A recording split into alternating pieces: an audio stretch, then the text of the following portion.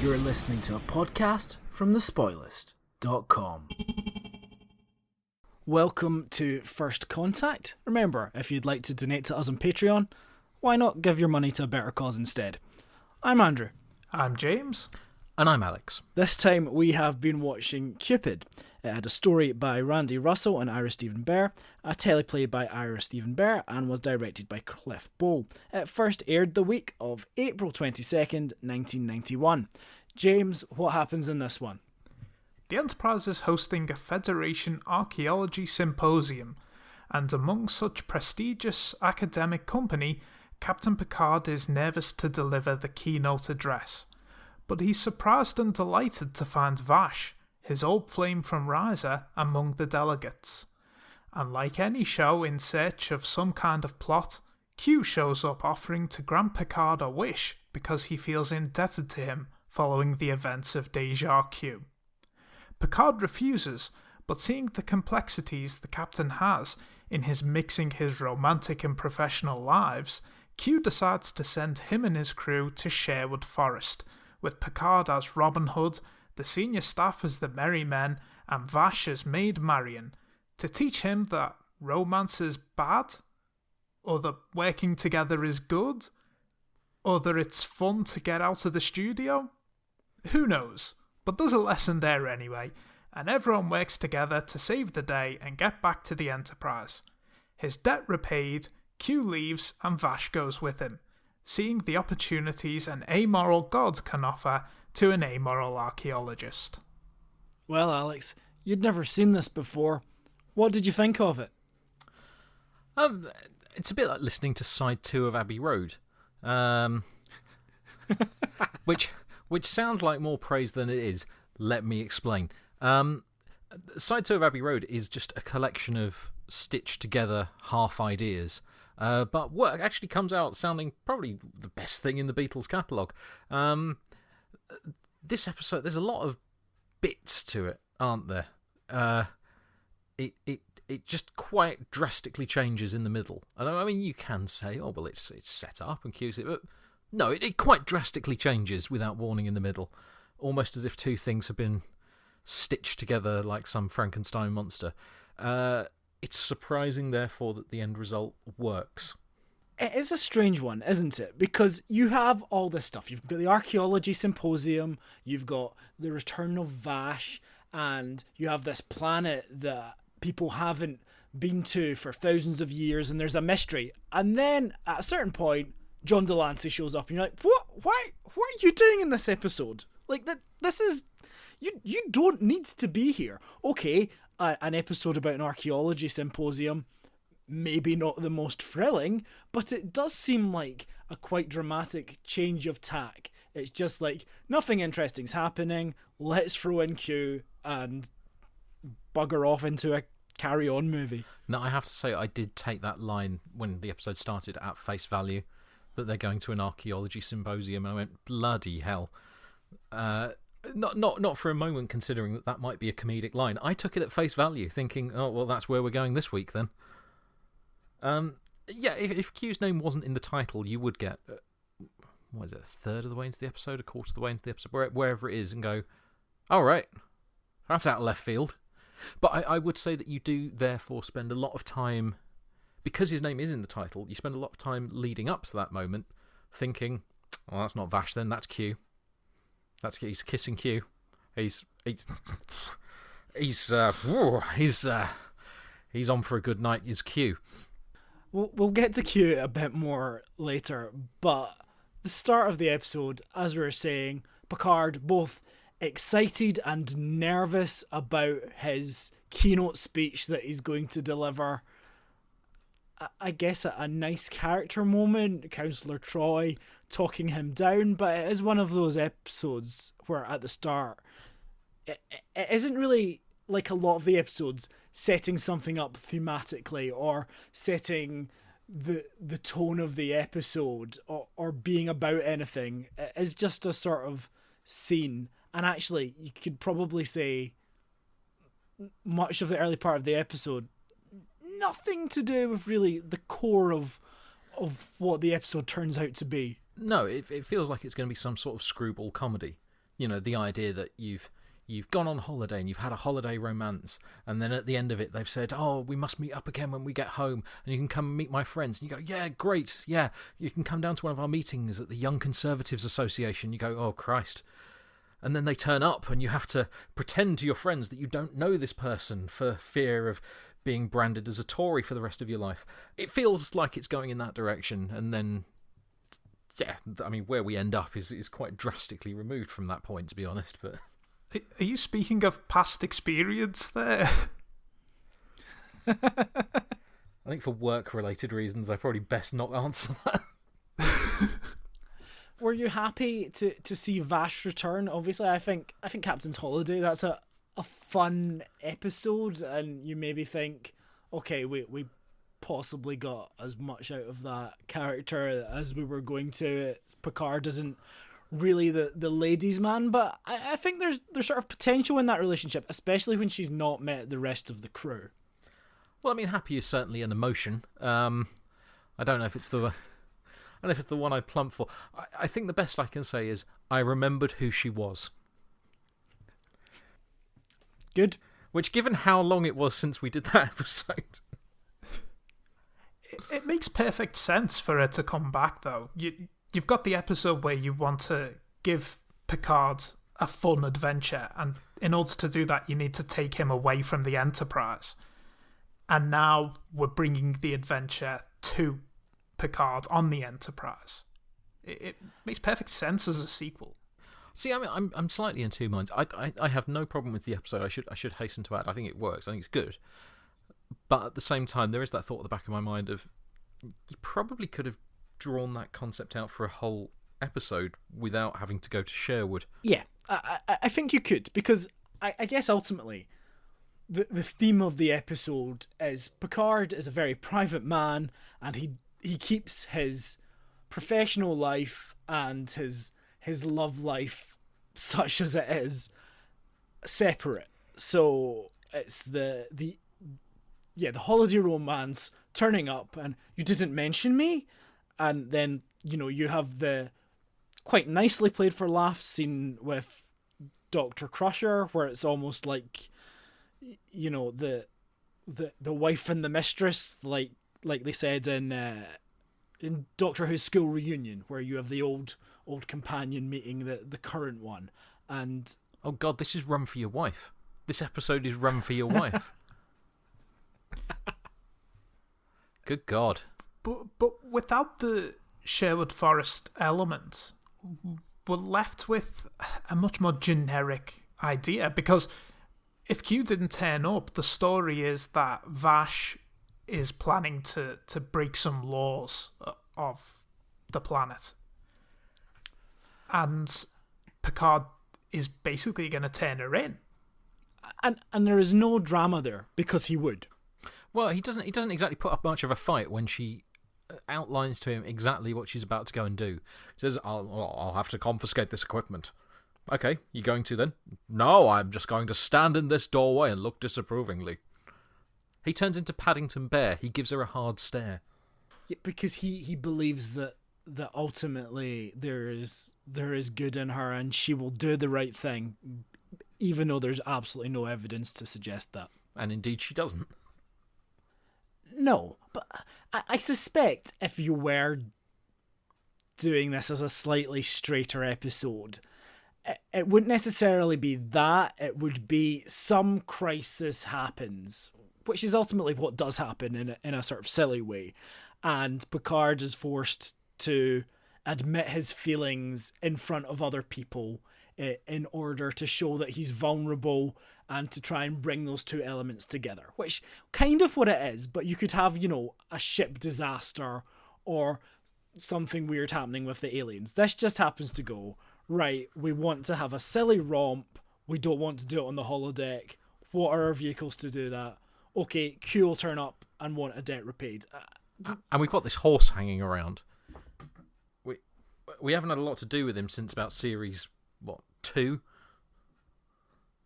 If we don't use him now, he's going out to pasture. He's just been kept in storage for 2 years. Eating bits of set. So Q turns up, obviously that's a little bit of a surprise in the episode, but I don't imagine even at that point you're like, well, they're gonna do Robin Hood, aren't they? No, I would say, I was going to say until the costumes start getting changed, but actually I would say until they are physically taken off the ship, there is no suggestion that that is where we're heading. And almost as if it might have been better seeded if at the start of the episode you have one of those awful conversations that Geordie and Data have, or Picard is reading in his ready room. Oh, what are you reading, Captain? Well, I'm reading The Fascinating Journeys of Robin Hood. Yeah, there's nothing to kind of motivate that. Even a little tiny element, even if it was something like, oh, we believe a lot of these findings from this dig show that they acted as outlaws. Anything, the most tenuous connection, just something to go on, I think, would be beneficial to the episode. I mean, you could say that, because we often draw the comparisons with Red Dwarf, as we are wont to do, and obviously Red Dwarf has done this episode later as well in Gunman of the Apocalypse, and you could argue that that does exactly the same thing, that it transitions into a Western with no particularly good reason, but then they kind of justify it in the plot with the idea of Crichton being a downbeaten sheriff having to try and bring order back and defeat the virus, in this case the bandits that are coming to take over the town, so it kind of just about justifies itself. Whereas at the end of this, I could offer you no justification as to why we went to Sherwood. What do you make of Q's motivations overall, though? So he turns up, obviously grateful for the events that you probably don't remember anything about. Nope. Where basically the Enterprise crew got him back into Continuum after he'd been kicked out and made mortal, and they encouraged him to, by showing him compassion, to make a personal sacrifice. So is that when he got his lad out? Absolutely. I was about to say it was when Q was naked on the bridge. Yes, I thought that might jog your remember. memory. Yeah. Jog something. So, yeah, he wants to repay a debt that's been nagging at him. Does that seem particularly in character? And then, once Picard refuses, he repays that debt by creating a Robin Hood fantasy. It doesn't sit right, really. But also, it doesn't bother me because, as you say, the episode is weirdly more than the sum of its parts. Yeah, I mean, I never thought that his motivation was anything other than to play tricks. I mean, that's the character. So I always assumed that would be the case. Maybe I have to watch it back a second time, because I genuinely did think for quite a lot of the runtime that he was Vash. I thought that that's where we were going. And then when it turned out not to be that, I was actually quite surprised. See, this is the problem with putting a character name in the title. It just changes the way you view it. Yeah, no, absolutely. But then, as again, I don't know how it would change your perception if you didn't put it in the title, because if you didn't have it in the title, it has that vibe of Chris Martin. What are you doing here in a factory in Wigan? I think that Q does want to help, but at the same time, he doesn't want to ever make it easy for Picard. No, it is that sort of relationship where Picard is viewed as, I suppose, I think Data puts it, as a favourite pet, and he likes sort of tormenting that pet a little bit. So, yeah, I think Q as Loki, the trickster, who wants to turn up at the worst possible time and create as much havoc as possible, in that context, then it's perfectly justifiable and results in fun. So I suppose let's go to Sherwood Forest. We have Picard as Robin Hood. This was apparently to capitalise on the popularity of Robin Hood at the time, because obviously Prince of Thieves was big, and they've gone for the classic Errol Flynn swashbuckling kind of action version. Yeah, that's the thing that I thought was weird about it, actually, was the fact that, yeah, clearly they are trying to capitalise on Prince of Thieves, and yet that's not the way that they're running with it. It's kind of like trying to capitalise on the success of Sherlock on TV by emulating a very slow Jeremy Brett story and going, you see, they're the same. I think it has to be this broad, though, because in some ways it needs to stand the test of time. And this probably is less dated than Prince of Thieves is now, because it's a classic interpretation and it's a reference to something from the distant past that we recognise now, that was recognised in the early 90s and will continue to be for decades to come. So it is a version of Robin Hood, but I think it feels like the sort of version of Robin Hood that, you know, it is a classic era movie version, but it also is a little bit pantomime as well. I think in the end, all they actually want from the Robin Hood elements is to say in the promotions, Picard is Robin Hood. They don't really care about how it's done. It's just Robin Hood is in the public consciousness because of a big film. Let's make Picard Robin Hood. And he looks good with his little beard and moustache. Very dashing. Oh, Kevin, you've grown a little beard. I mean, it's an excuse for them to do some sword fights. Yeah, and actually, it's an excuse for them to do some good jokes. I think Worf in this episode has some of the standout comedy moments from Star Trek Next Generation. I am not a merry man. Quality.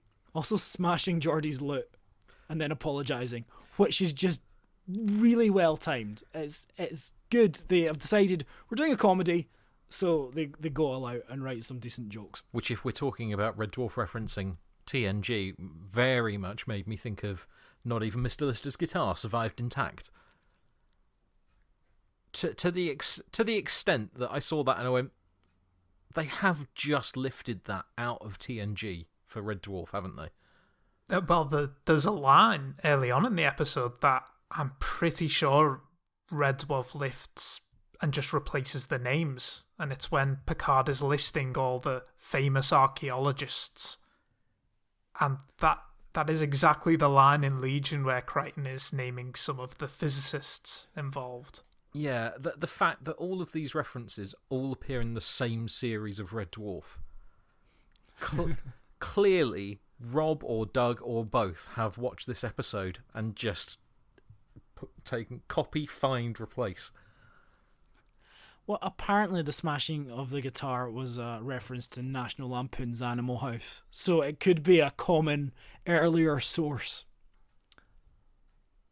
But, you know, it is absolutely the same gag that's in Red Dwarf. Considering Rob Grant has told me about his VHS collection of TNG and has talked about how he has a phaser at home, I'm willing to believe that it's probably just been copied straight out. I remember, because Worf, in case you've not seen this episode and are listening to this podcast like a weirdo, Worf is Will Scarlet, so he's dressed all in red. And I remember I once made a little graphic, which was the Red Dwarf logo on top of a picture of Worf, and it said Red Dwarf. And I posted it on, I think, a Google Plus group back then, and I said, oh, I love Star Trek and I love Red Dwarf, but I can't decide which one's better. And like lots of people were like, well, you don't have to choose between them, you can watch them both. Very sincerely. And never make jokes on the internet, Andrew. You know it's not the place. I know. And also we should edit all the laughs out of our podcast. That is best practice. I read that as well. All people want is dull criticism. That's true. They don't want me to go off on any non sequiturs about my old lonely days posting on Google Plus groups. Could have been worse. You could have been posting on the IMDb forums. Yeah, never done that. People don't want a 10-minute extended sketch based on just a minute for no reason. What they want is a legitimate and good reading, unabridged, of the Nitpicker's Guide, serialised in podcast form. Though, to be fair, at this point, we kind of have, at least in part, done that. Yeah, I mean, there's certainly enough there that you could edit a good hour together of it. And if people don't want that, then they can go and find the unabridged reading of the Nitpicker's Guide. Everybody's happy to be working, especially Denise Crosby. So I guess once you get into this scenario, and then the stakes are Maid Marian, Vash needs to be rescued, Picard still doesn't want to work with his crew, Sir Guy of Gisborne wants to marry Marian, and Q is the Sheriff of Nottingham, and he said basically the safeties are off, this universe has a life of its own, you never know what's going to happen. Do you feel there's much dramatic tension there? No. And Q does weirdly take one hell of a back seat in the final quarter of the episode. I mean, he's there, he's involved, he jumps in every so often, but I wouldn't say he's driving the plot in a way that you might expect for an episode with his name in the title. But it's not bad for it. It's just not what I would expect necessarily. But I guess by that point, you've given Picard a sword, and that's kind of where your attention's wandering, isn't it? I think Q at this point, he's been diminished as a threat over time. And I think that was even before Deja Q. If you think back to Hiding Q, we had Wesley actually killed in one of Q's games, but then he was brought back to life at the end of the episode. So really, we're not going to see any character die in one of Q's games, are we? They're always going to get brought back if anything does happen to them. Well, apparently John Delancey asked the producers to give his character more bite, as in early appearances, I guess, namely Encounter at Farpoint. I was going to say, did he ever have any bite? Really? And he said, then came the Robin Hood one, and I tried quite a bit, actually, to bend the words and the story to make it as malevolent as possible. And I think, okay, you want to be a proper baddie, but this is not an episode where he's a bad guy. This is an episode where he sends the crew on some weird fantasy team-building adventure. So it's hard to kind of say, oh, he's the Q that Gene Roddenberry wrote originally, because he's a vehicle for camp. I hadn't thought of it that way before as a team-building adventure. There's a different version of this episode where he just transports them to a Go Ape. and someone gets annoyed at rope skills from one of the others. Geordie, why do you never send the rope back? But is that not the whole point? As I sort of understand it, that Q wants Picard either to not have a girlfriend or to be happy to work with his crew to admit he has romantic feelings. Like, I don't quite get what the lesson is supposed to be, because he goes, Picard, you're above this kind of thing with the women. I admired you for that, and so I'm going to send you into a romantic fantasy.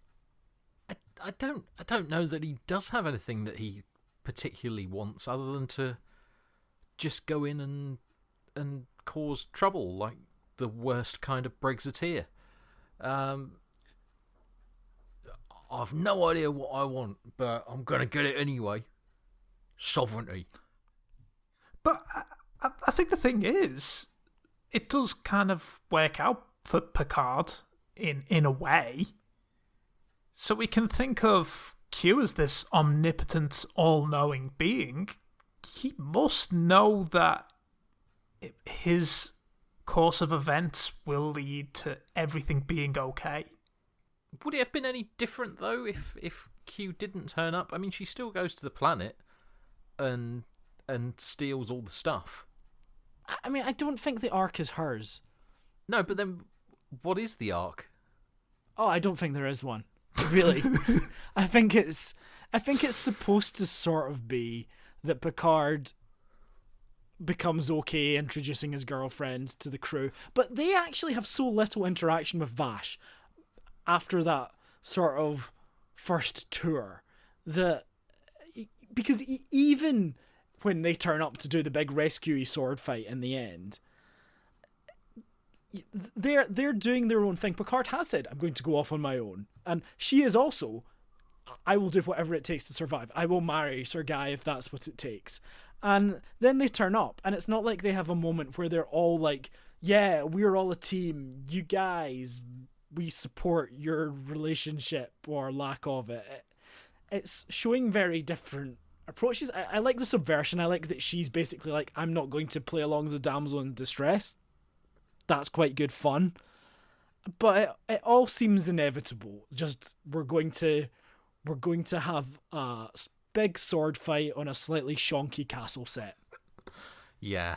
Does that set get reused? I feel like I've seen that reused, completely redecorated in other clips. I feel like that set must be from somewhere. Those stairs, I mean, I know that those stairs are designed to specifically emulate bits of Robin Hood, but I'm sure I've seen that reused somewhere.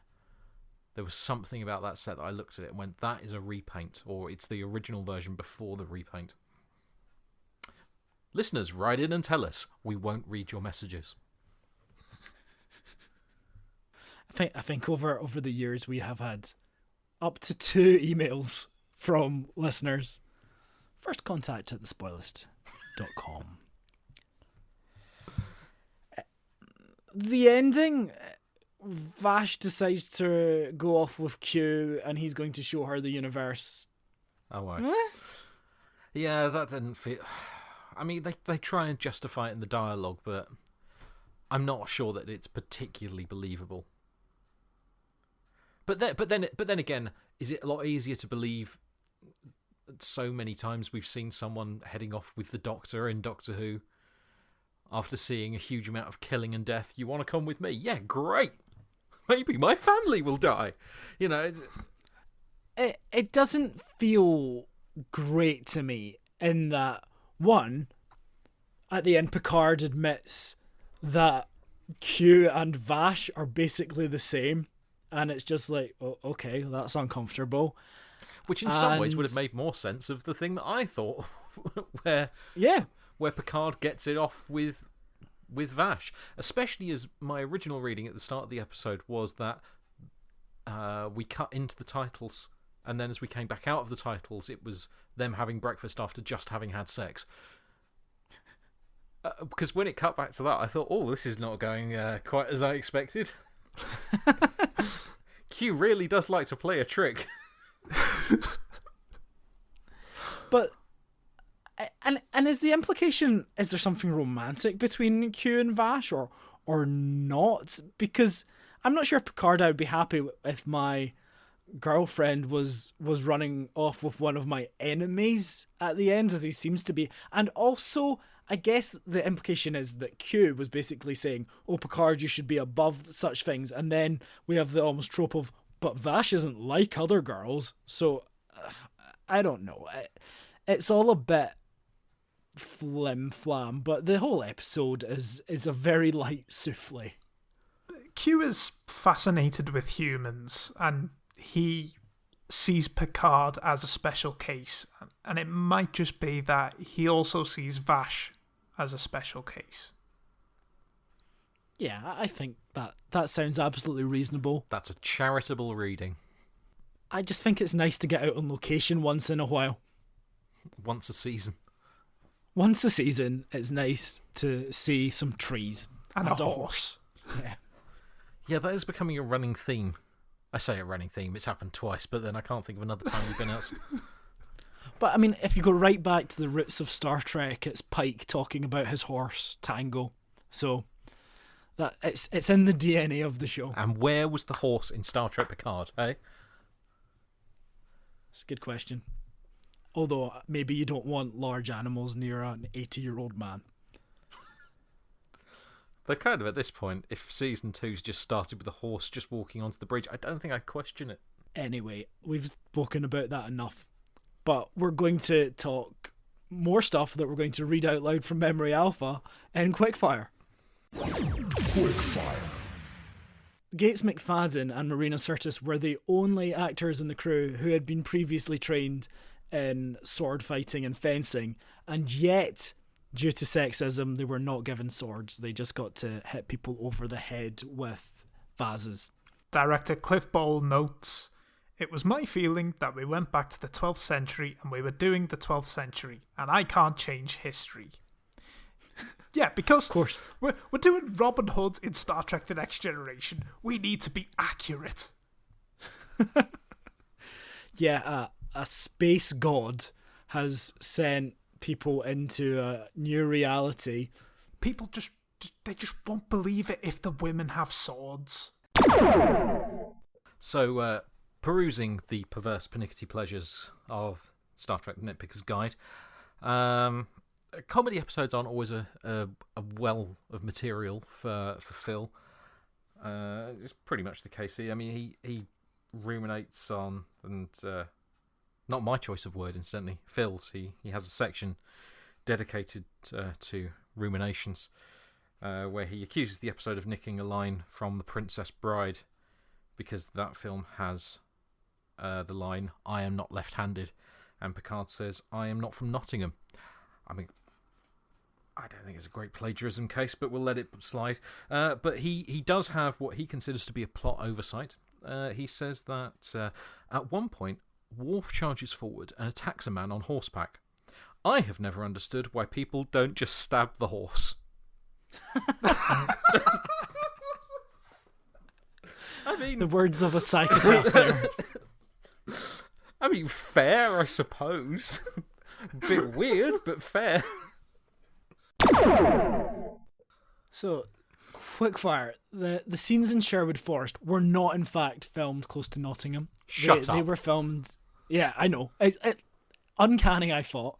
But they were filmed in Descanso Gardens, northeast of northeastern Los Angeles suburb Glendale. And then several close-ups of the actors were filmed outside the Paramount stage. At this time, apparently, having broken up with his first wife, Patrick Stewart was dating Vash actress Jennifer Hetrick. In fact, they were said to be engaged.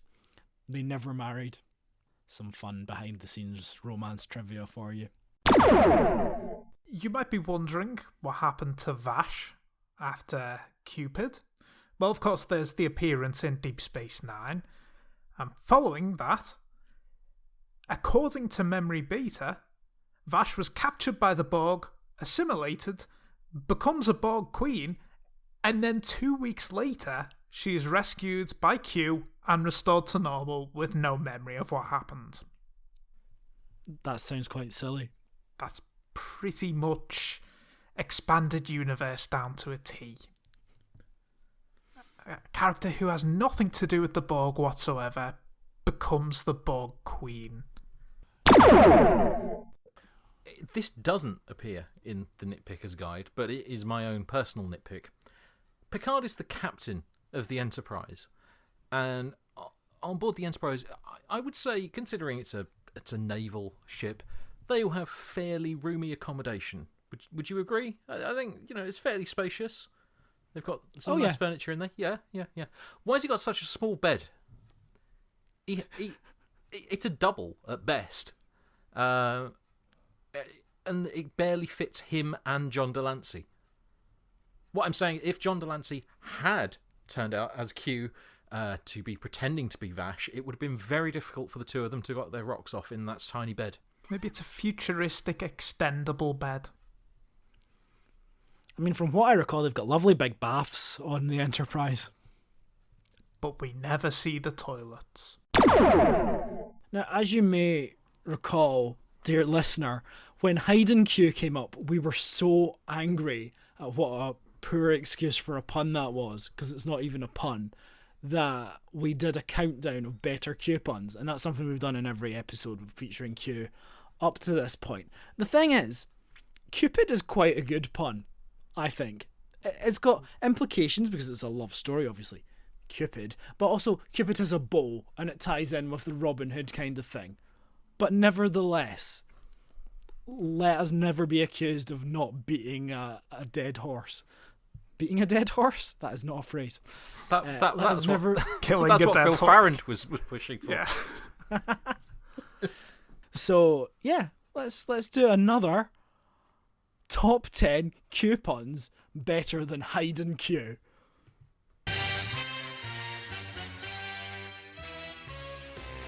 And just scraping it at 10, guess Q's coming to dinner. A new entry at 9.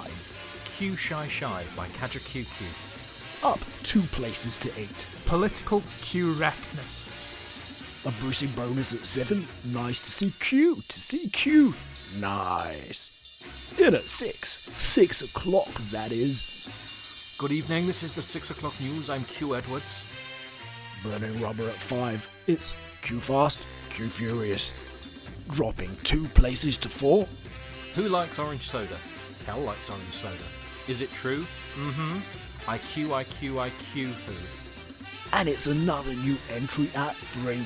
Highlander Q, the Q Awakening. It's up 3 places, but can't hit the top spot. At 2 Rumpton. QQ, Quani McQ, Quaffbut, Quibble and Quab.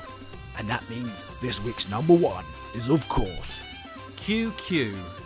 When I feel heavy metal, QQ. And I'm pins and I'm needles, QQ. Well, I lie and I'm easy all of the time, but I'm never sure why I need Q. Pleased to meet Q. That's Song Q by Blur. not off. Well, thank you for listening to another entertaining episode of First Contact. We will be back again soon talking about the drumhead. But until then, goodbye. Goodbye. Goodbye.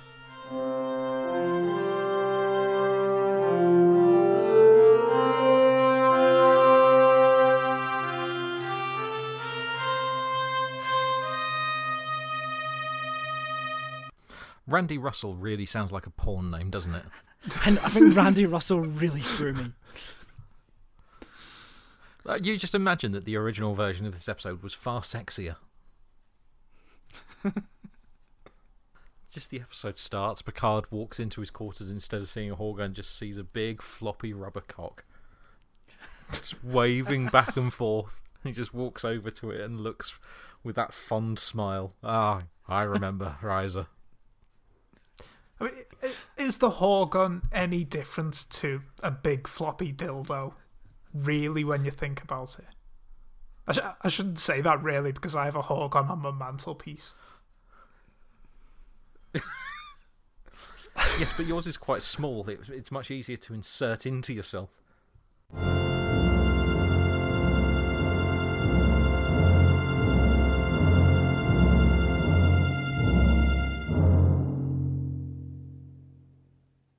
Right, listeners.